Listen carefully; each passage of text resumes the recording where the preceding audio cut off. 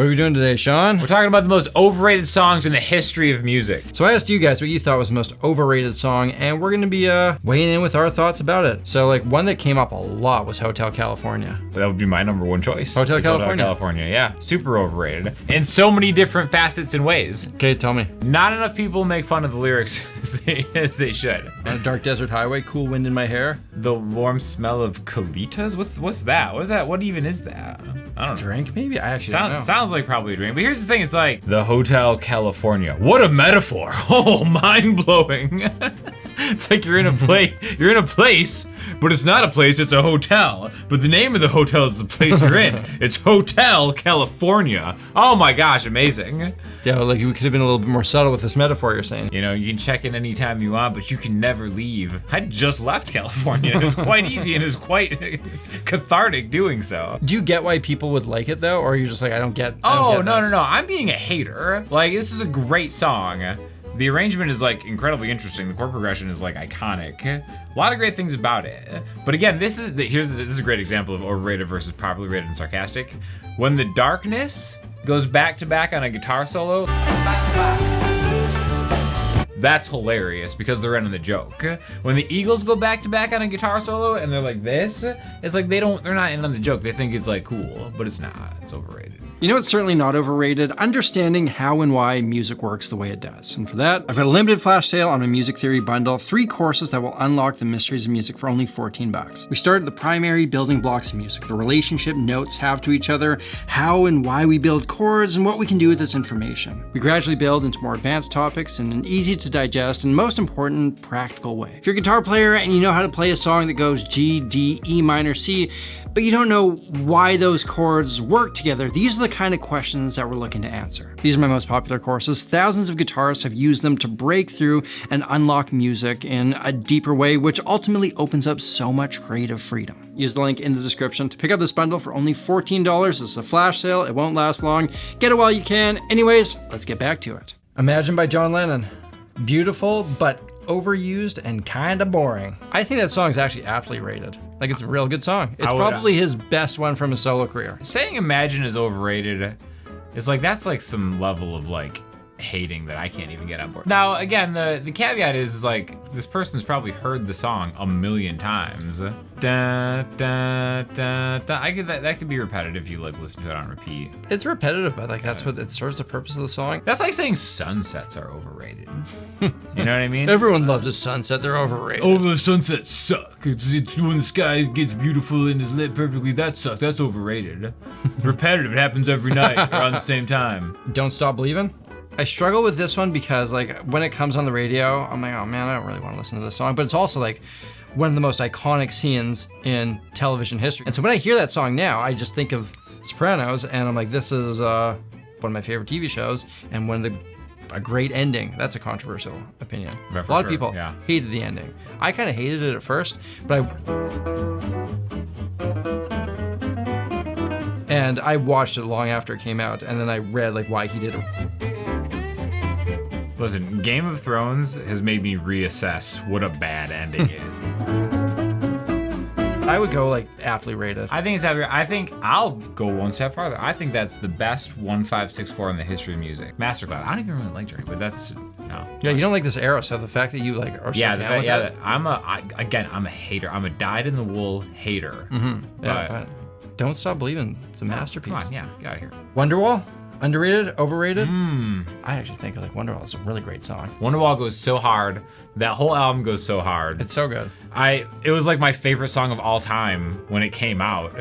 You know what's overrated is somebody playing Wonderwall that's not Oasis.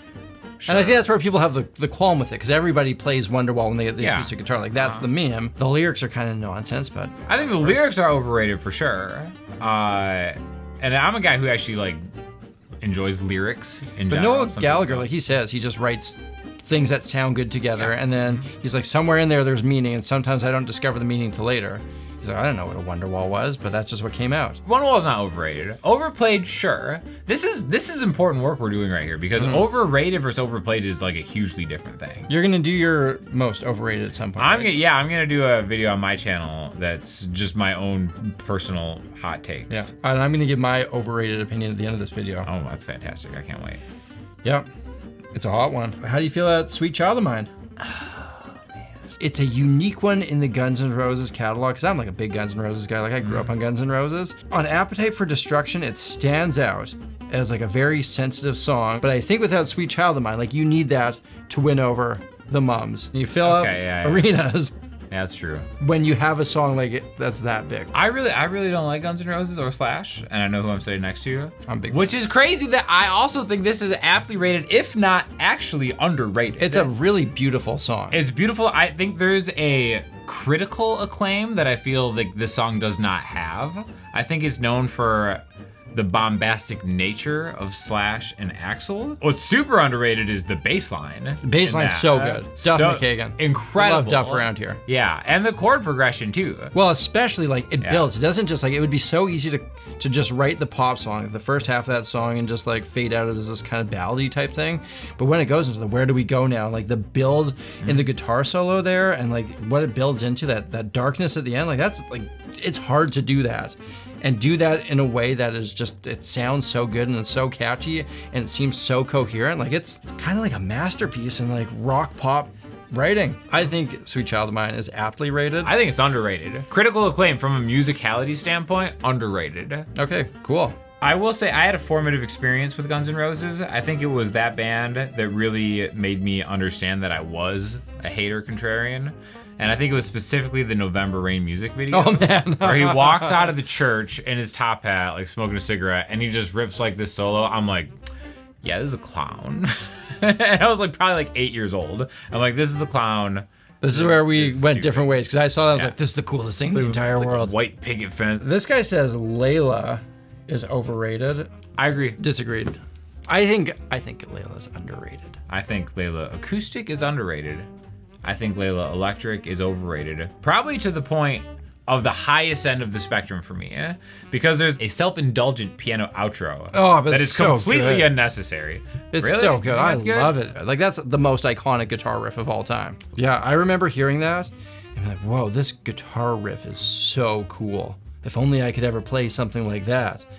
And then like years later, I actually learned how to play it. I'm like, wait, it starts in D, but then it goes to C sharp minor, something like that, for the verses, and then the piano outro has just like some beautiful chords in there that are just like, they twist your ear around. And I think like the underlying things that are going on in that song are actually like really interesting, which is hard to do when you have like cool theory tricks and cool music theory going on, but you make it sound just totally natural, effortless, which is like what that song does. And it's so catchy. The guitar parts are so interesting. I think Eric Clapton's like singing great. He's got Dwayne Allman playing on it. It's like, to me, it's like one of the greatest rock songs ever. This guy says every Lenny Kravitz song is overrated. Are You Gonna Go My Way is an awesome song. Yeah, that's a banger of a song. Is that overrated? Is Lenny Kravitz overrated? I mean, Lenny Kravitz, he's just like a cool guy that somehow is a rock star despite not really having many songs. But he's such a cool guy that we just like pretend that he's a rock star.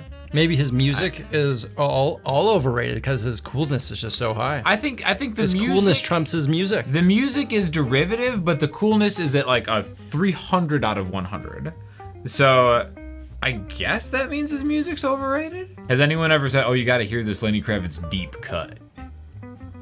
You ever seen that picture where he's like on stage and his pants split open? The same thing happened to me. Yeah. You know, at one of my restaurant gigs. Finish the show like a champ. Mr. Good says any Rush song is overrated. Okay. I'm not actually a Rush fan. I'm also not really a Rush fan. There we have it. I feel like I'm not really qualified to give a valid opinion of Rush for that very reason. Again, Monster Players, not really for me. It's not that I don't like prog rock. I don't like that kind of prog rock, I guess. But again, I tip my cap. Top-notch musicianship on all fronts. And the fact that they did make it like pretty catchy. Like I can sing a lot of Rush songs and they're like weird, interesting songs. Like that's a hard thing to do. It's easy to write complicated music. Anyone can write complicated music. For sure. It's very hard to write complicated music that's earwormy, that stands out, that's catchy. Like that's really hard to do, and they did that. And hey, I'll quickly let you know, I got a free ebook that goes over a whole bunch of information that every guitar player really should know. You can grab that using the link in the description. Anyways, back to it. Okay, Freebird. Overrated for sure. That's it. That's the easy one for me. This is the South's version of Hotel California. So that's why It's gotta be Sweet Home Alabama. No, because Sweet Home Alabama's kinda, they keep it tight with Sweet Home Alabama. Nice and short. Yeah, Freebird has like these multi-parts. You would think there's a little back-to-back. This is my new thing of just holes I don't like is the back-to-back thing. With Freebird, it's more of a handoff. It's like a baton pass. Yeah. Like your turn, my turn, which I prefer. I feel like seeing that live when it was happening with the original band would have been an incredible experience. How much of Freebird's popularity has come from derisively requesting Freebird at a show? Requesting Freebird as a joke is greatly overrated. Well, I can't Freebird, you a fucking Like that is my main frame of reference for the song Freebird is people requesting it, someone who performed a lot and stuff. Was there a time where there was like a purer version of Freebird that I never got to experience? Yeah, probably. And for the band, quite frankly, to not denounce that, as far as I know. A public statement on requesting Freebird. Yeah, like guys, enough is enough. You're hurting our reputation, please stop. That's what it would take.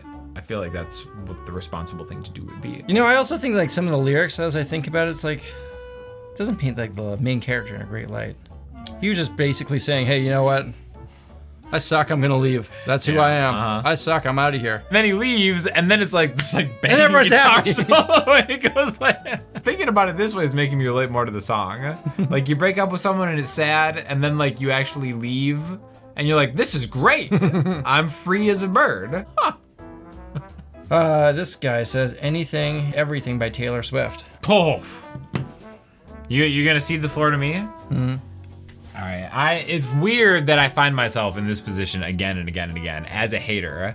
Taylor Swift is the most important artist of her generation. She's an absolute genius musician and songwriter. And I guarantee you the person who said that has never listened to Folklore and has never listened to Evermore, and they're basing their opinions off of music that a 15-year-old girl wrote for other 15-year-old girls. And it's like, yeah, I don't resonate. I don't like those songs at all because those were made for a specific audience. From like her beginning to like Red, that's what I know her as. And I actually think that it's amazing. The hooks and the way that it's put together is like, it's so good. And I always have a ton of respect, even if I don't love all pop music, any pop music that's executed like really, really well, I got a huge amount of respect for that craft. Totally. I don't know the stuff after that, so I didn't really have an opinion. There's a lot that goes on after that, actually, that I think is like really important musically. She actually started writing songs, not the perspective of herself, but the perspective of other people's, which I think is like the most mature level that a songwriter can reach. So when people are like, oh, she just writes about like her boyfriends. Well, you don't actually listen to the music then, and you just prove that you don't. She has grown so much as a musician. Underrated.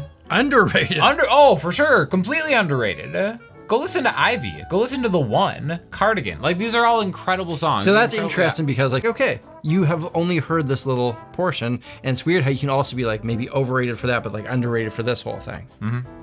Yeah.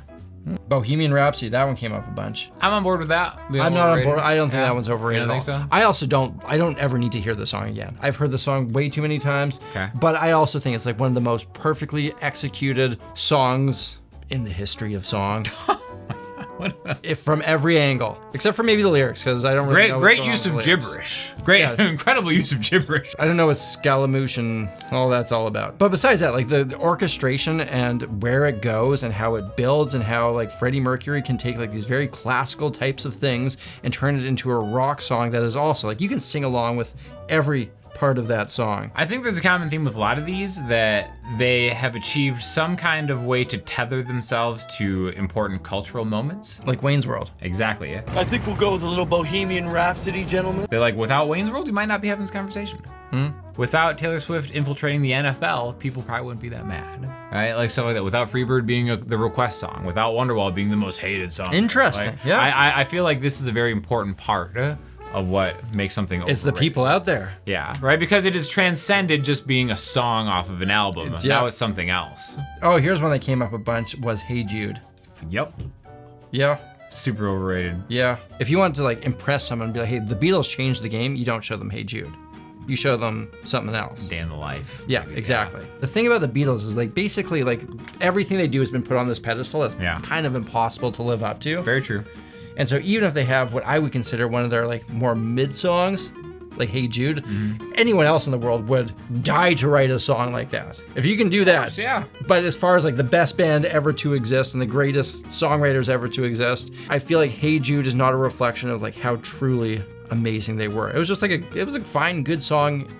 It's just one that gets played a lot too. The Beatles, by the very nature of the definition of overrated, are overrated. When you're universally kind of agreed, like you're the greatest band of all time, can't be properly rated if that's what people you generally kind of think, you know.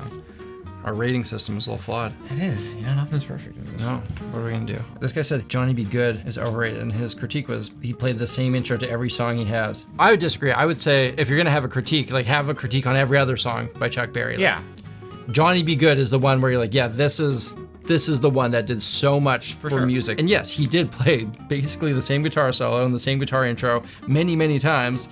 Hate on the other times, but not this one. Yeah, and only because, again, another cultural moment, probably several cultural moments for this one, honestly. I think for my generation, Back to the Future. In this day and age, I don't think people quite grasp the importance of this song and like how it was different and what it did. Yeah, I don't think so either, yeah. That is the introduction of like the mainstream guitar solo. Totally. Or one of them. One of the few prototypes of that. All the bands that were influenced by that came, like, come on. And even just like the subject matter, like the talking about like the rock and roll swagger that became ingrained in rock and roll, like it starts there. The way that a guy like Jimi Hendrix is, his personality, his stage presence, like you can link that back to Chuck Berry. Everybody, basically, from Chuck Berry onwards, owes something to him, and a lot of it is just that one song. So like, I think it's lost how important a guy like Chuck Berry in that song was. So yeah, underrated. We're doing that. We're going for it. Wow, how about that? Underrated. Okay, I got one final one before I'm gonna give my. Oh my gosh, we're getting so close. Yeah. So the last one that came up a lot was.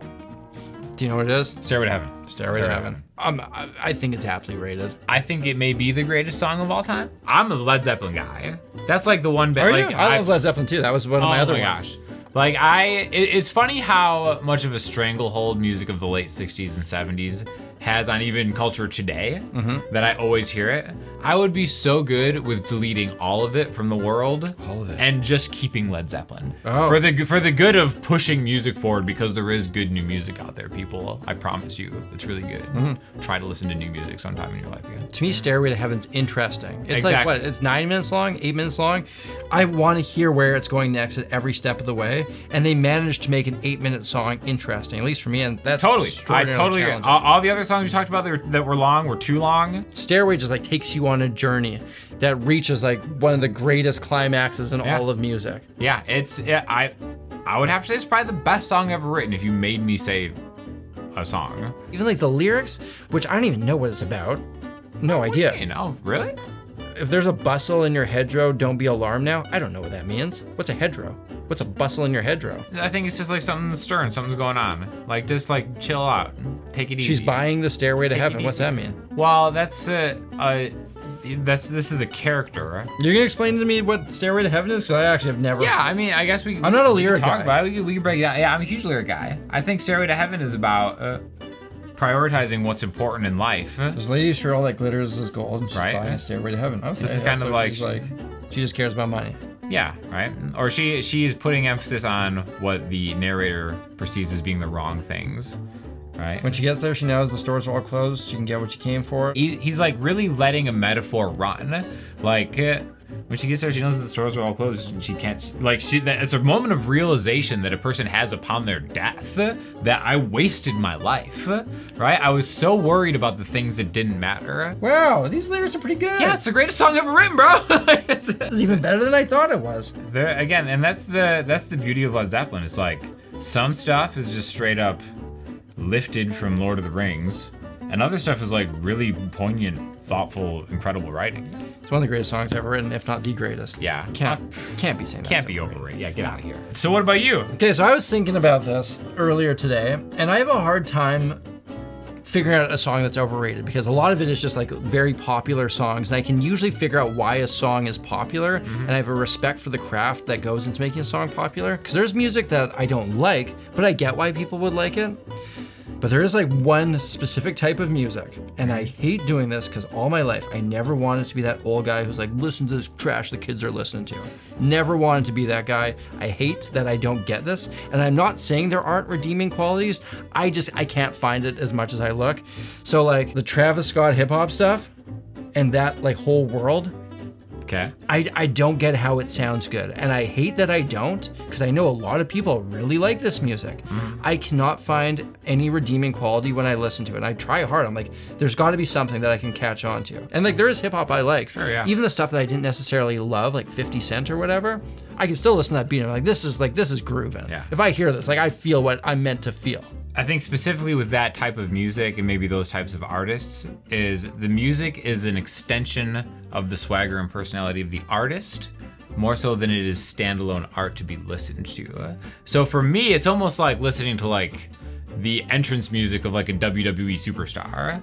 It's like, I'm not even listening to music, I'm listening to like the swagger of Travis Scott. To me, it's less about like the active experience of listening to music than like, this is my guy. And understanding kind of the whole lore and the personality behind it. Right. And it all works together. And I think that's why those artists tend to be very marketable, despite some baggage at times, right?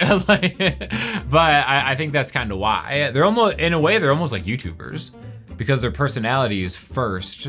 Interesting. And artists maybe second. I mean, that's just how I've kind of perceived that stuff. You have to consume this type of art in a slightly different way than I would be used to. Yeah, it's almost kind of like a cultural thing that you have to get into. I wouldn't ever say like, oh, this music is bad and has no value in society. I just can't see it. Yeah. And that's you're like, trying your I'm best. Trying. You're Yeah. trying. I guess I'm that's trying. all you can do. Maybe one day. But until then, just put on some blues licks. Put on some Stairway to Heaven. Freebird. Let's go. Bohemian Rhapsody all day long. long. Oh boy. And there you have it. The most overrated songs according to you guys and our opinions on your opinions. Set the record straight. Setting the record straight. Remember, you can pick up the 3-course theory bundle for only $14 using the link in the description. As well, the free ebook is down there too. Check out my man, Sean Daniel, over at his channel. And we also talked about some more. We talked about his most overrated songs over there. Just hot takes. But a little bit of sugar too. Thank you all for watching. See you again soon.